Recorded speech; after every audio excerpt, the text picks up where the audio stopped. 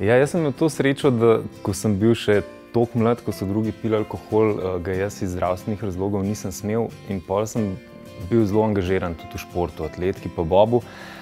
In v tistem trenutku, ko sem naredil izpit za avto, sem vedel, da vsak trenutek, ko lahko vozim, bom vozil, tako da so bili tudi vsi drugi zelo veseli, da sem vse športne kombije naših ekip lahko prevažal gor in dol in so pol tudi drugi lahko po tekmi kaj spili. Jaz sem pa prvič pil alkohol, ko sem bil že malo bolj odrasel, kar moram reči, da mi ni škodilo.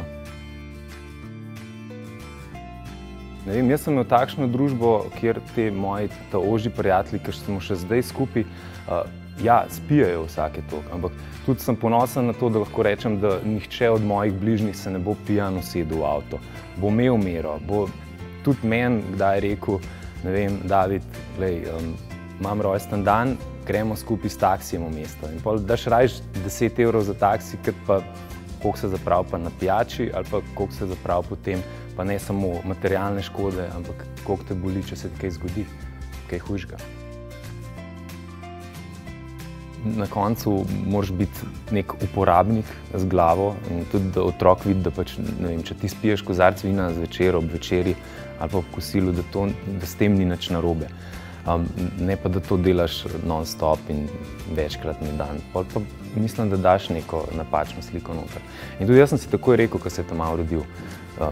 Dokler bo Tomaž živel doma, 45, 50 leta, ne bo pil pod mojo streho alkohola. Moram po pravici povedati, nisem pristaš teh ekstremov. 40 dni brez ali pa 40 dni full, ali pa ne vem, zdaj pa trenirati 3 mesece za to, da bomo za poletje fit, ali pa pol leta nič. Prisegam na zmernost in mislim, da tega bi se mogli bolj zavedati. Teh 40 dni je pa predvsem pomembnih za to, da se spomnimo tistih, ki se jim je res kaj zgodilo oziroma ki so eno veliko bolečino občutili zaradi nesreč, ki so se zgodili zaradi alkohola.